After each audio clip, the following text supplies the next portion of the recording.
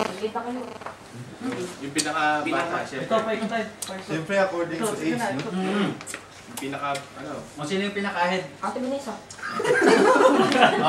Oo, di ba ne? Ate ba na eh, wala na tayong Ate Vanessa na yan. Muhammad.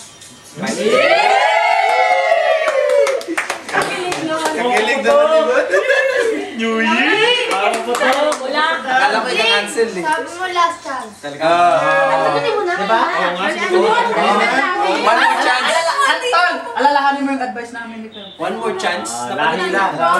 Sagutin mo na siya. Last chance. Okay, let's pray. Yan mo na siya. Pagpasensya niyo na, hindi pa kasi ako marunong. Lord, thank you po sa sama-sama namin ngayong gabi na ito. Nagpapasalamat po kami ng marami sa inyo. Sa lahat ng blessings na na-receive po namin sa taon na ito. Sa lahat po ng mga trial sa buhay na dumating.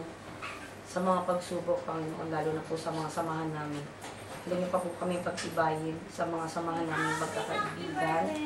Sa pagsamahan ng mag-asawa, sa amin ni Sharon, at pamilya namin. Tulungan niyo po kami maging matatag sa aming mga asawa at layo niyo kami lahat sa tukso. O Panginoon, tulungan niyo rin po ang mga kaibigan namin na maging matatag sa aming mga pagsasama-sama. Patawarin niyo po kami sa mga nasabi po namin mga salitang hindi po nararapat. Mapatawad niyo po sana kami, Panginoon. Tulungan niyo po kami na masalubong ang 2010 ng maayos at bigyan niyo po kami ng maraming blessings sa mga kasamahan po namin ng mga naghahanap ng trabaho.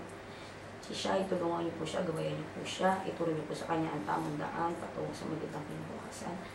Sa mga anak ko, tulungan niyo po sila ng kapag-aral na maayos at natapos. Tulungan niyo po kami, Panginoon. Alam ko po marami pong problema darating sa amin. Patatagin niyo po kami. Sa aming mga kapatid namin, si Nelson, patatagin niyo po siya, si A, si June. Bigyan niyo po kami ng maayos na trabaho na parang nalalamat po sa amin, Panginoon. Si King, tulungan niyo po siya na maging maayos ng kanyang pamumuhay dito. Si JJ, na makakita niya na maayos na trabaho para po sa kanya. Si Kitty, na maging maayos ang kanyang flight sa lahat ng kanyang lakad sa pagsamahan din ng mag-asawa. Si Brian din po, tulungan din po sana siya na magbago po sa kanyang pagmamaneho, na maiwasan na po sana niya ang tamang pakikipag-away. Tulungan niyo din po sana sa kanyang trabaho. Lord, maraming salamat sa lahat ng blessing. Sa pagsasama-sama niyo po sa amin at wala po kayong inalayo isa kahit po sa amin, kahit na po maraming trials, away na dumating po sa amin. Lalo niyo pa po kami patatagin o Panginoon. Patawarin niyo kami sa lahat ng kasalanan namin nagawa sa taong 2009. Ngayon 2010, Lord, gabayan niyo po ang aming pamumuhay. Sa lahat na gagawin namin, sa lahat ng sasabihin po namin, gabayan niyo po kami. Inisin niyo po ang aming mga puso. In Jesus' name, we pray.